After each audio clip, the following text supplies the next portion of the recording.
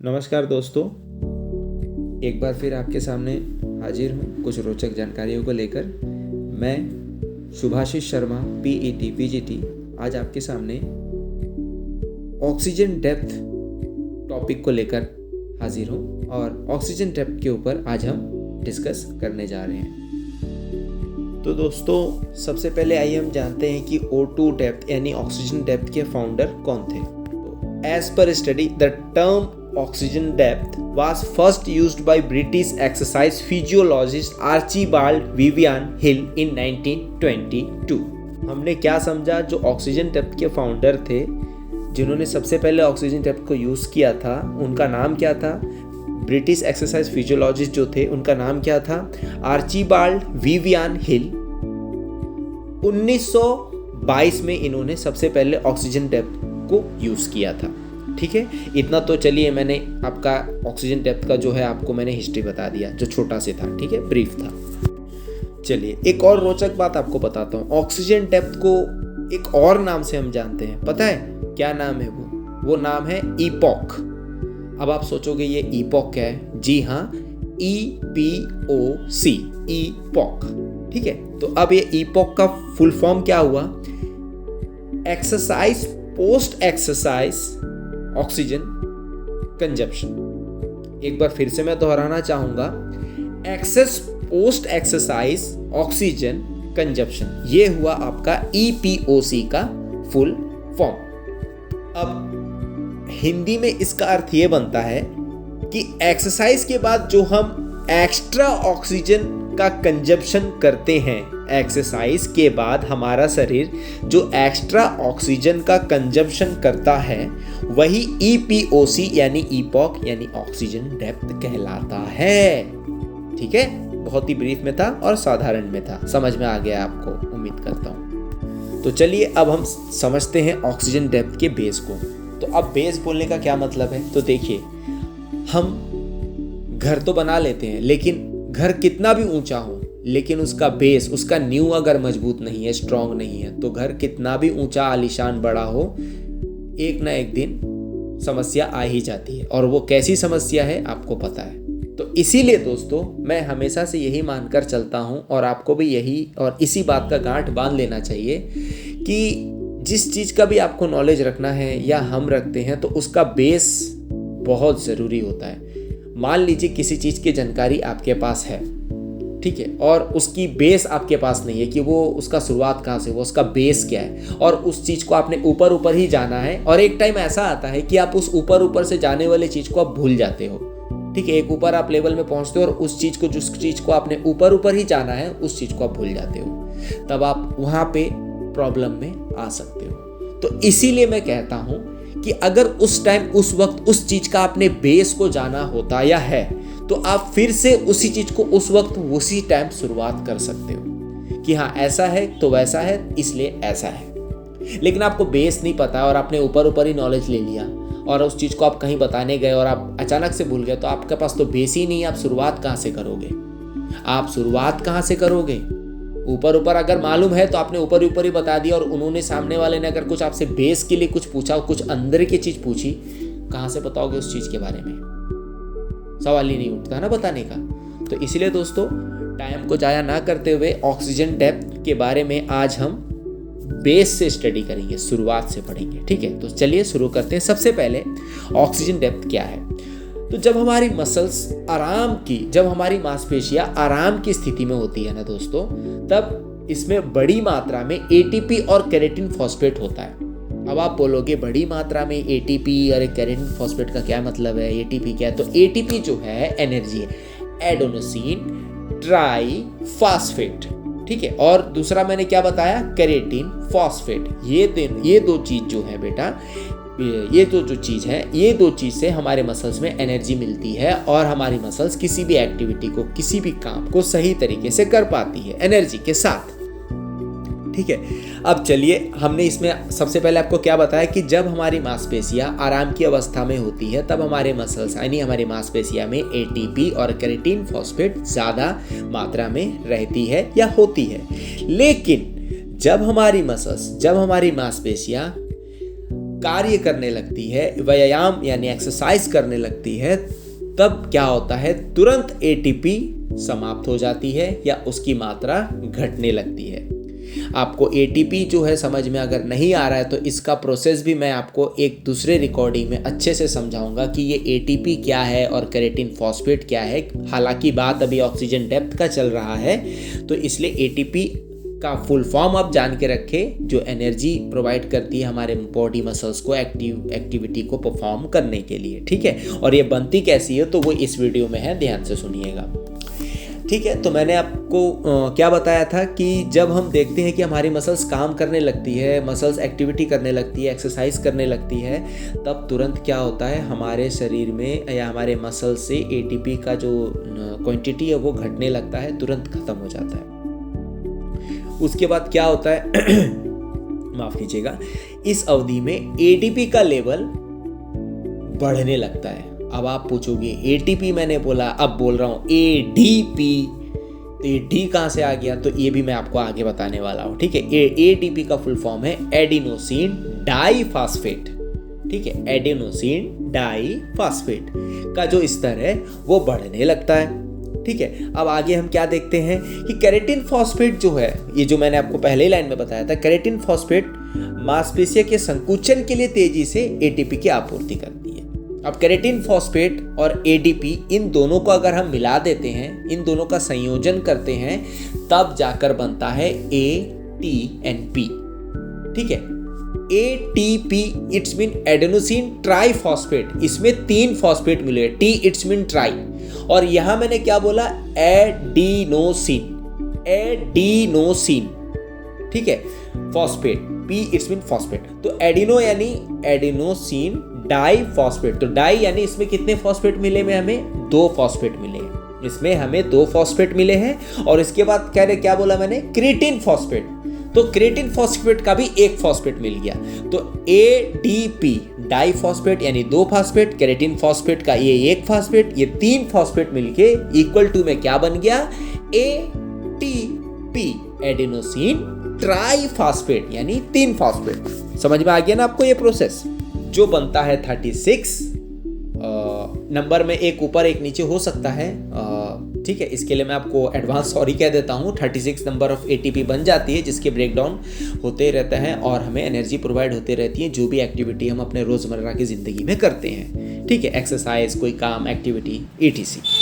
तो जैसे कि मैंने आपको बता दिया कि एटीपी बनती कैसी है, तो एडीपी और क्रिएटिन फॉस्फेट के मिलान से ये एटीपी बन जाता है। ये मैंने आपको बताया जो एनर्जी प्रोवाइड करती है। और इसका और एक प्रोसेस है, जो ये प्रोसेस जो है और डीपली हम जानेंगे आने वाले तो कुछ टाइम के बाद।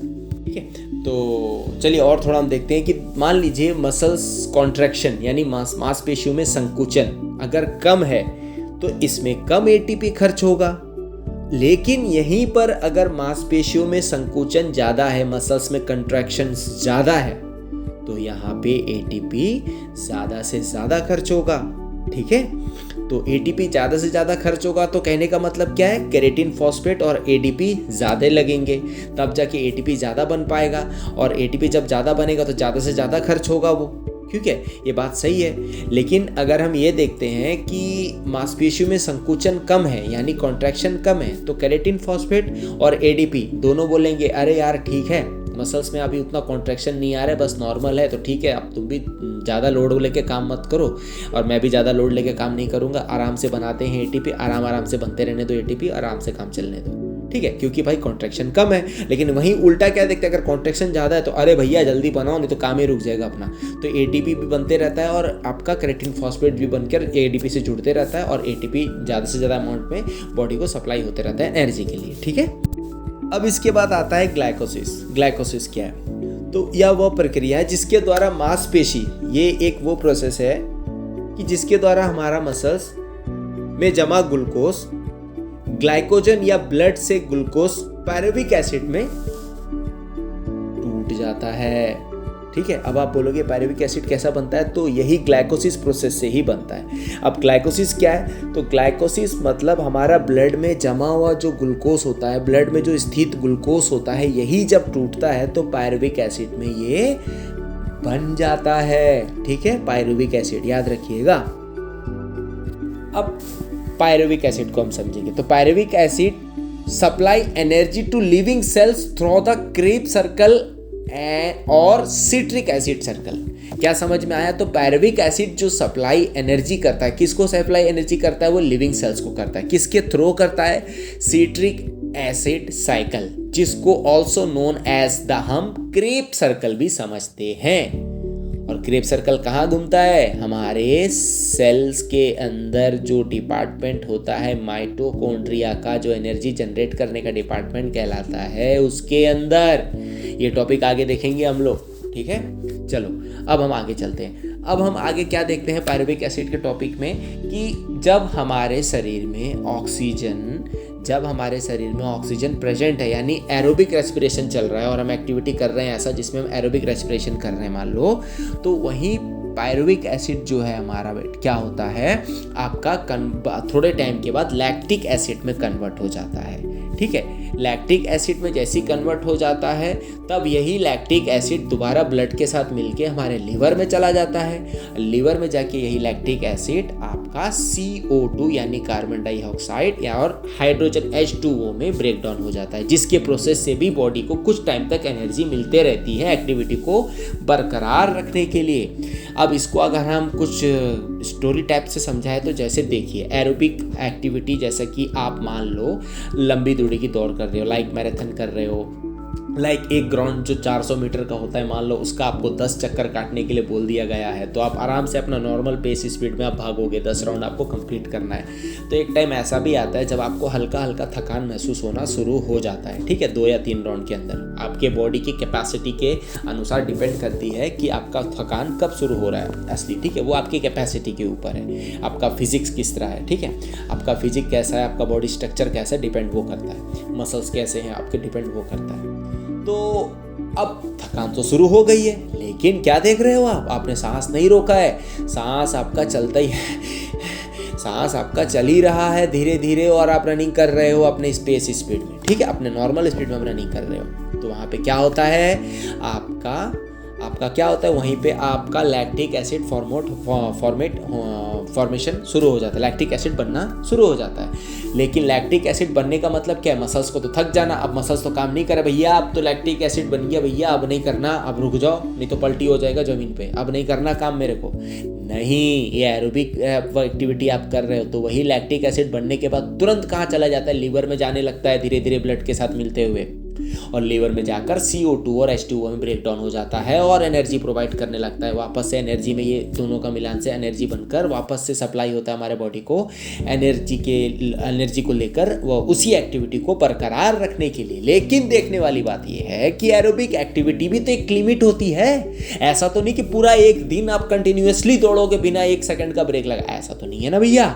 10 राउंड मारते मारते भी एक टाइम ऐसा आएगा कि मान लो आपने 9.5 या 9 राउंड मार लिया, 9.5 या 9 रन मार लिया, उसके बाद आप क्या देखते हो कि लैक्टेट आपको मतलब पसीना आ रहा है और बहुत ज़्यादा ही कुछ पसीना आपको आने लग गया मान लो। ठीक है, तो वहाँ आप क्या देखते हो, क्यों होता है ऐसा? तो क्योंकि लैक्टिक एसिड क्या है, ब्लड के साथ मिलते हुए लीवर में जाते जाते लैक्टिक एसिड का फॉर्मेशन इतना ज़्यादा होने लग जाता है कि वो अब बॉडी से बाहर निकलता है। ठीक है, अब वो बॉडी से बाहर निकलना चाहता है, निकल ही जाता है, वो निकलना चाहता है क्या, निकल ही जाता है समझ लो। तब वहीं पे आपका बॉडी क्या हो जाता है, थकना शुरू हो जाता है, और 9:30 तक आते आते आप थोड़ा ज़्यादा ही कुछ थक जाते हो, और आधा राउंड के लिए और थकते हुए पूरा कंप्लीट करके रोकते हो। अरे भैया, अरे मम्मी, खत्म 10-12 राउंड।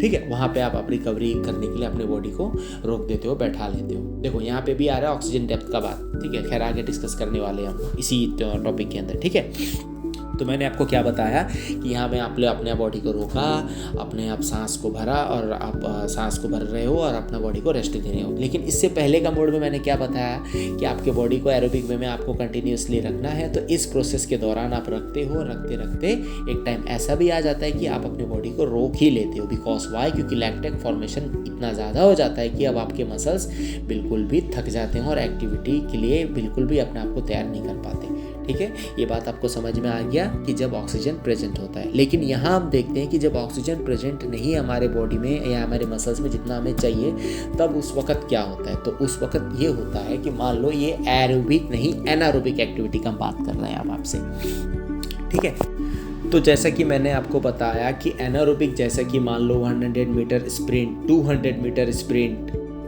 ठीक है, स्पीड साइकिलिंग करना, तेज गति की दौड़ना, ठीक है, ये सब जो है जहाँ पे आपको ऑक्सीजन को कुछ समय के लिए रोकना पड़ सकता है, कुछ माइक्रो सेकेंड्स के लिए रोकना पड़ता है, ठीक है। जैसे कि स्प्रिंट रन ले लो 200 मीटर 100 मीटर, क्योंकि वहाँ तब एरोबिक वे में सांस को लेते हुए नहीं दौड़ोगे, ठीक है। तो वहाँ आपको कुछ सेकंड के लिए आपको एनारोबिक एक्टिविटी के लिए आपको एनारोबिक वे में अपने बॉडी को चलाना पड़ता है उस एक्टिविटी में इन्वॉल्व होकर। तो यानी हम क्या देखते हैं, वहाँ पे ऑक्सीजन का लैकिंग होता है, आपके बॉडी में ऑक्सीजन लैक हो जाता है यानी कम हो जाता है। तो वहाँ पे बॉडी को एनर्जी कैसा मिलेगा? क्योंकि मैंने तो आपको पहले भी बोला कि ऑक्सीजन अगर नहीं गया तो बॉडी में एनर्जी नहीं गया, समझ लो। एनर्जी नहीं गया तो बॉडी ठप, बॉडी का काम ठप, एक्टिविटी ठप, सब ठप, ठीक है। अब ठपा ठप वाला नहीं, ठप मतलब रुक जाना। हाँ, अब आगे सुनो। पायरुवेट में, अब पायरुवेट एसिड का हम बात कर रहे थे तो इसको हम पायरुवेट भी समझते हैं एक तरह से, एक नाम इसका पायरुवेट भी है या पायरुविक एसिड भी कहते हैं। तो यही क्या आउटपुट देता है? पायरुवेट ही आउटपुट देता है। कैसा देता है? एनारोबिक मेटाबॉलिज्म में जाकर ग्लूकोज, जिसको हम नोन एज ग्लाइकोसिस कहते हैं, तो बॉडी उस टाइम ब्लड में जमा हुआ ग्लूकोज से एनर्जी प्रोवाइड करने लगता है, ठीक है, अपने मसल सेल्स को। अब भाई कंटिन्यू रहो, रुकेगा नहीं, झुकेगा नहीं, कंटिन्यू रहो। थोड़ा देरी बाद रुकना और झुकना उसमें भी पड़ता है। क्यों? क्योंकि ये एनारोबिक एक्टिविटी है, ये हम लॉन्ग ड्यूरेशन तक नहीं कर सकते। अगर करेंगे सीधा जमीन में धड़ाम हो जाएंगे, मतलब बेहोश भी हो सकते हैं, चक्कर भी आ सकता है। एक तो ऑक्सीजन ले नहीं रहे हो, दूसरा जो बचा कुचा एनर्जी है उसको आप यूज़ कर रहे हो, ठीक है। जो आपके ब्लड में जमा हुआ ग्लूकोज है उससे आपको मिल रहा है एनर्जी ग्लाइकोसिस के प्रोसेस से। मैंने आपको बताया यही आपका ग्लाइकोसिस का प्रोसेस, यानी ब्लड में जमा हुआ ग्लूकोज जब टूटता है तो वही पायरुविक एसिड में बदल जाता है। यही पायरुविक एसिड से आपको एनर्जी मिल ही रही है, ठीक है, डायरेक्टली मिल रही है, लेकिन कुछ टाइम तक ही मिलेगी, क्योंकि ये पायरुविक एसिड भी एक टाइम में क्या हो जाता है आपको मैंने एरोबिक में बता दिया है, ठीक है। ये एनारोबिक का बात चल रहा है यहाँ पे। तो ग्लाइकोसिस के प्रोसेस से आपको बॉडी में एनर्जी मिल जाता है, ठीक है। और यही जो पायरुविक एसिड है, पायरुवेट जो कहलाती है, पायरुवेट एनारोबिक मेटाबॉलिज्म से गुजरकर आपको एनर्जी प्रोवाइड कर देती है, ठीक है, ग्लाइकोसिस के प्रोसेस से। मैंने आपको बता दिया है। कंफ्यूजन होगा दोबारा से सुनिएगा, समझ में आ जाएगा। अब एक बार और हम देखेंगे यहाँ में कि यदि मांसपेशियों को ऑक्सीजन, यदि हमारे मसल्स को ऑक्सीजन आराम से उपलब्ध हो रही है, आराम से मिल रही है, तो यही पायरुविक एसिड फिर एटीपी बनाने लगता है, ठीक है। और सिट्रिक एसिड साइकिल में ऑक्सीडेटिव फॉस्फोराइलेशन द्वारा CO2 और H2O में टूट जाता है। तो मैंने क्या कहा कि यदि मांसपेशियों को ऑक्सीजन आसानी से उपलब्ध हो जाती है तो पायरुविक एसिड अधिक एटीपी उत्पन्न करने के लिए सिट्रिक एसिड साइकिल में ऑक्सीडेटिव फॉस्फोराइलेशन द्वारा CO2 और H2O में टूट जाता है, जो मैंने आपको पहले ही बताया था लीवर में जाकर, ठीक है। चलो अब हम आगे बढ़ते हैं। एटीपी का टूटना, एडीपी के साथ क्रिएटिन फॉस्फेट का संयोजन और ग्लाइकोसिस द्वारा एरोबिक रूप से ऑक्सीजन के प्रेजेंस में और एनारोबिकली रूप से ऑक्सीजन के एब्सेंस में हो सकता है। बात तो मैंने आपको बताया कि एटीपी बनता ही है एडीपी और क्रिएटिन फॉस्फेट को मिलकर। और जैसा कि मैंने बताया, फिर से बोल रहा हूँ, एटीपी का टूटना जो है, एडीपी के साथ क्रिएटिन फॉस्फेट का संयोजन, ठीक है। मैंने आपको बताया एडीपी और क्रिएटिन फॉस्फेट जब दोनों को मिला दिया जाता है तो एटीपी बनता है। तो इन दोनों के संयोजन से ही एटीपी बनता है। तो एटीपी का टूटना कब देखा जाता है? ग्लाइकोसिस दोनों एरोबिक रूप से ऑक्सीजन प्रेजेंस में और एनारोबिकली रूप से ऑक्सीजन के एब्सेंस में हो सकता है। कहने का मतलब क्या है कि ग्लाइकोसिस जो है, ग्लाइकोसिस क्या है आपको पहले ही मैंने बता दिया है, ठीक है। ग्लाइकोसिस जो है ये एरोबिक रूप से ऑक्सीजन के प्रेजेंस में और एनारोबिकली यानी ऑक्सीजन के एब्सेंस में एटीपी का टूटना हम यहाँ पे देखते हैं, ठीक है। चलिए और क्या देखते हैं। यदि मांसपेशियों को ऑक्सीजन की आपूर्ति यानी सप्लाई समाप्त हो जाती है तो भारी मांसपेशियों की गतिविधियों के दौरान ग्लाइकोसिस में बनने वाला जो पायरुविक एसिड लैक्टिक एसिड में बदल जाता है। हमने क्या देखा यहाँ पे कि अगर मान लो मसल्स में ऑक्सीजन का जो है सप्लाई वो कम हो जाता है या खत्म हो जाता है, तब हम क्या देखते हैं कि भारी मांसपेशियों की गतिविधियों के दौरान ग्लाइकोसिस में बनने वाला पायरुविक एसिड, ग्लाइकोसिस से बनने वाला जो पायरुविक एसिड है, ग्लाइकोसिस में बनने वाला जो पायरुविक एसिड है, यही फिर लैक्टिक एसिड में कन्वर्ट होने लगता है। Because why? क्योंकि अब मसल्स में दबाव आ रहा है। इट्स मीन अब मसल्स में कॉन्ट्रैक्शन ज़्यादा आ रहा है। इट्स मीन अब मसल्स में सप्लाई नहीं हो रहा है किस चीज़ का? ऑक्सीजन का। अब मसल्स को ऑक्सीजन के थ्रू एनर्जी नहीं मिल पा रहा है, तब यही अब क्या होता है, पायरुविक एसिड फिर क्या होता है, एनर्जी वापस दोबारा देने के लिए, मसल्स को एक्टिव रखने के लिए यही फिर लैक्टिक एसिड में कन्वर्ट होने लगता है। यही लैक्टिक लिवर में जाता है, CO2 और H2O में ब्रेक डाउन होकर दोबारा से एनर्जी प्रोवाइड करता है। लेकिन इसकी भी एक सीमा होती है, जब लैक्टिक एसिड ज़्यादा फॉर्मेशन होने लगता है तब ये और एनर्जी बनाने लायक नहीं बचता है कि जब वापस लिवर में पहुंचे, फिर CO2 H2 में ब्रेक डाउन हो। इसकी भी एक सीमा होती है, इसकी भी एक लिमिटेशन होता है। उसके बाद नहीं, बस बहुत हो गया। अब लैक्टिक एसिड ज़्यादा से ज़्यादा फॉर्म होने लगता है हमारे ब्लड में और यही फिर पसीना बन के निकलता है और हम थक जाते हैं। हमारे मसल्स बिल्कुल भी अब एक्टिविटी के लायक नहीं रहता। अब हमें रेस्ट चाहिए रहता है हमारे मसल्स के लिए, ठीक है। और आपने ये सुना भी है कि मांसपेशियों में लैक्टिक एसिड का जमा होना थकान का कारण बनता है, ठीक है। और इस स्तर पर हमारे मांसपेशियों में ऑक्सीजन की कमी आ जाती है। यदि एक्सरसाइज को जारी रखा जाए तो ऑक्सीजन की और अधिक कमी आ जाएगी और हमने तब भी एक्सरसाइज नहीं छोड़ा या काम अपना एक्टिविटी नहीं छोड़ा तो हमारे मसल्स में इंजरी आ सकती है, डेजिंगनेस आ सकता है, हमें चक्कर आ सकता है, हम गिर सकते हैं, बेहोश हो सकते हैं, ठीक है, घायल हो सकते हैं। चलिए, मैंने आपको बता दिया कि ऑक्सीजन डेप्थ में होता क्या है कि लैक्टिक एसिड रक्त में फैल जाता है, यानी हमारे ब्लड में फैल जाता है और लीवर यानी यकृत में चला जाता है, ले जाया जाता है ब्लड के थ्रू, जहां इसे पायरुविक एसिड में पुनः रीऑक्सीडाइज्ड किया जाता है, ठीक है। जब ये CO2 और H2O में ब्रेक डाउन हो जाता है उसके बाद क्या एनर्जी प्रोवाइड होता है और यही प्रोसेस को हम लोग ग्लाइकोजन के नाम से भी समझते हैं। CO2 H2O में ब्रेक डाउन जब हो जाता है तो इसलिए यह कहा जा सकता है कि यह पुनः ग्लाइकोजन में कन्वर्ट हो जाता है, ठीक है। मैंने आपको बता दिया है। चलिए अब आगे बढ़ते हैं। देखिए, यह देखा गया है कि 2.3 लीटर यानी 2.3 लीटर ऑक्सीजन की कमी तक मांसपेशियों में लैक्टिक एसिड का उत्पादन नहीं होगा। 2.3 लीटर तक ऑक्सीजन अगर कम होगा हमारे शरीर में तब भी लैक्टिक एसिड का उत्पादन हमारे शरीर में नहीं होता है। लेकिन इसके बाद यदि लैक्टिक एसिड की मात्रा बढ़ जाती है तो ऑक्सीजन की कमी उसी दर से बढ़ जाएगी। यानी कहने का मतलब जैसी ऑक्सीजन का दर 2.3 लीटर तक कम होता है तो लैक्टिक एसिड नहीं बनेगा, लेकिन 2.3 से और भी कम हो जाता है ऑक्सीजन का लेवल हमारे शरीर में, तब जाकर लैक्टिक एसिड फॉर्मेट होने लगता है, ठीक है। उसके बाद हमें क्या करना होता है, a complete rest oxygen depth को दूर करने में मदद करता है। तो ये जो लाइन बोला ये आपको याद रखना बहुत ज़रूरी है, तभी आपको अगर नॉर्मल ब्रीफ में समझना ऑक्सीजन डेप्थ क्या है तो यही लाइन आपको याद रखना पड़ेगा कि यह देखा गया है कि 2.3 लीटर से ऑक्सीजन हमारे बॉडी में जब कम होता है तब लैक्टिक एसिड फॉर्मेट नहीं होगा, ठीक है।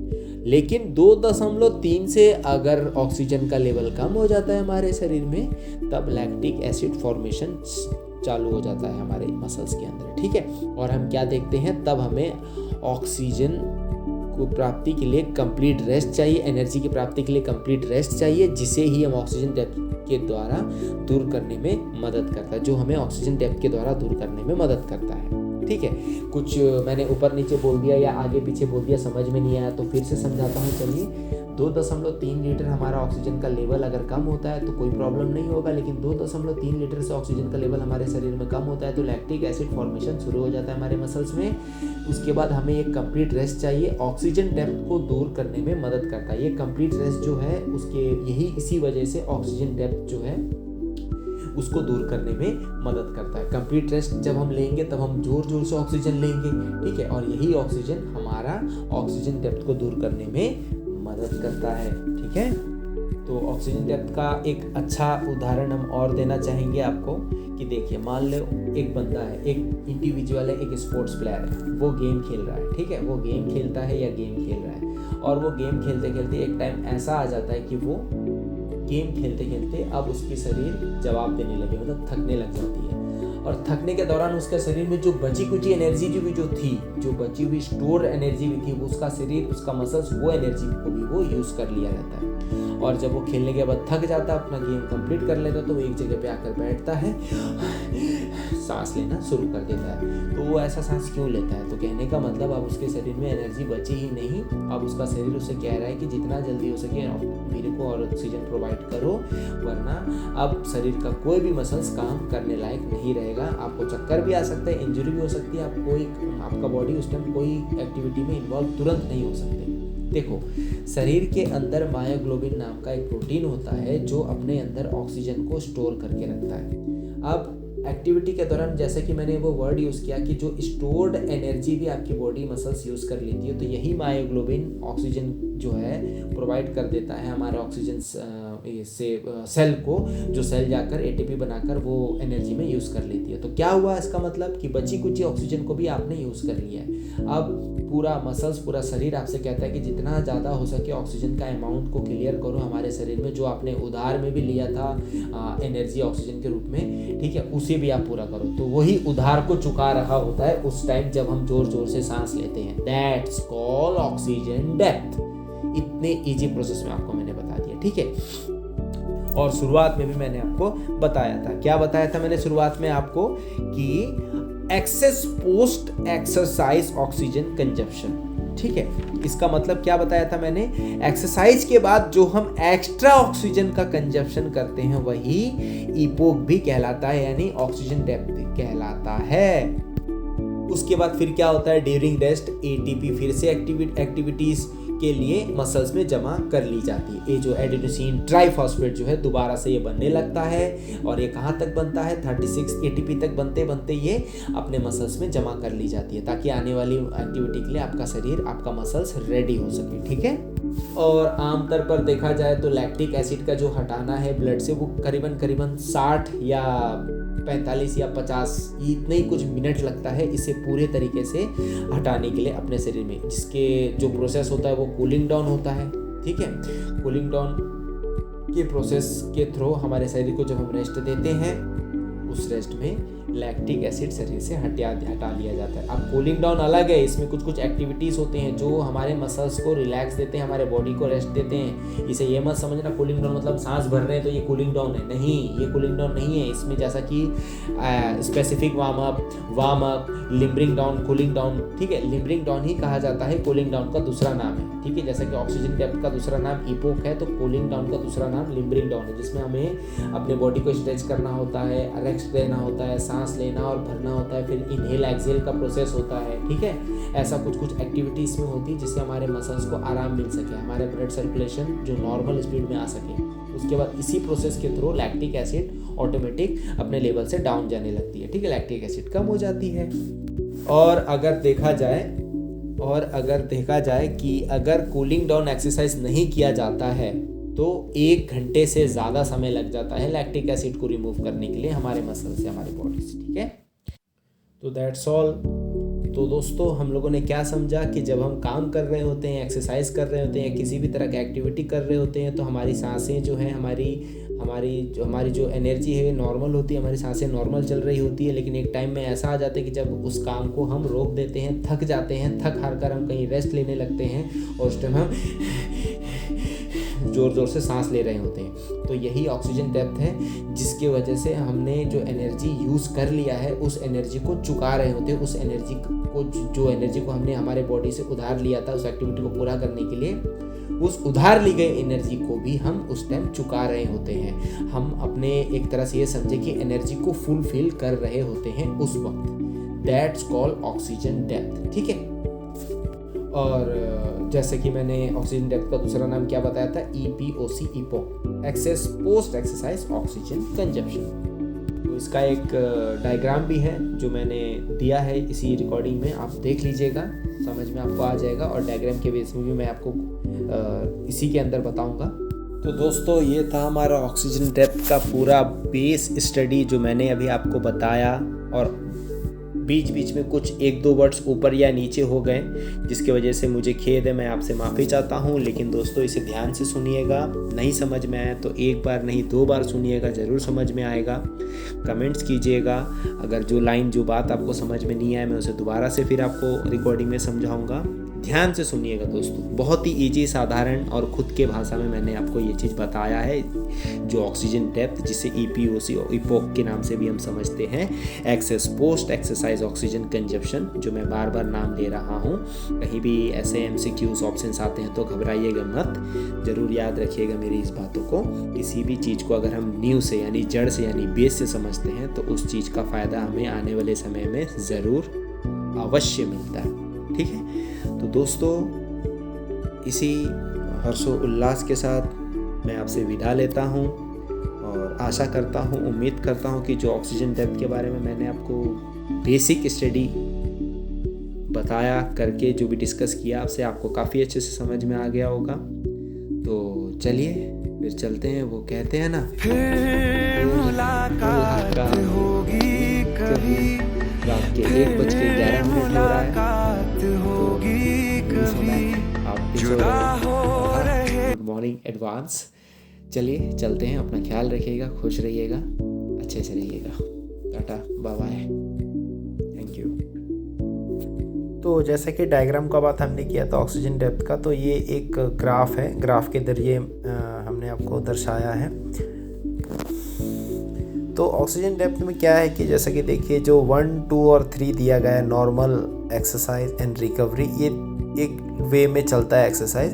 जैसे कि नॉर्मल वे में अगर हम देखते हैं तो इसमें ऑक्सीजन की कमी ज़्यादा नहीं होती है, लेकिन जैसे ही नॉर्मल के बाद एक्सरसाइज शुरू हो जाता है तो ऑक्सीजन डेफिसिट स्टार्ट हो जाता है, यानी ऑक्सीजन की कमी। और उसी के बाद ऑक्सीजन की कमी, जो ऑक्सीजन डेफिसिट दर्शाया गया है A अल्फ़ाबेट से दर्शाया गया है, ठीक है।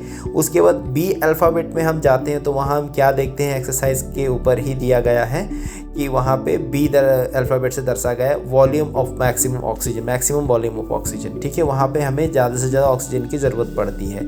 और यहाँ एक तरह से हम समझा जाए तो C अल्फ़ाबेट से दर्शाया गया है ऑक्सीजन की रिक्वायरमेंट, ज़रूरी है। अब ज़्यादा से ज़्यादा ऑक्सीजन चाहिए तो ऑक्सीजन की रिक्वायरमेंट तो बढ़ेगी ही सही।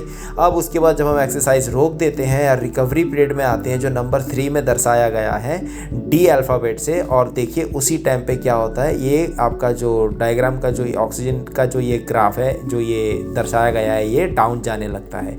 और उस टाइम हम रिकवरी पीरियड में होते हैं और भारी मात्रा में ऑक्सीजन अपने शरीर के अंदर इनहेल कर रहे होते हैं, मतलब सांस ले रहे होते हैं इस तरीके से। और हम उस टाइम रिकवरी पीरियड में होते हैं, जिसको ही हम O2 डेप्थ या तो EPOC, excess post exercise oxygen consumption कहेंगे। पोस्ट एक्सरसाइज यानी एक्सरसाइज के बाद जब हम अपने बॉडी को रेस्ट में लाते हैं, रिकवरी में लाते हैं, और उस टाइम जो हम ऑक्सीजन को कंज्यूम करते हैं, कंजप्शन करते हैं, वही ऑक्सीजन डेप्थ कहलाता है, EPOC।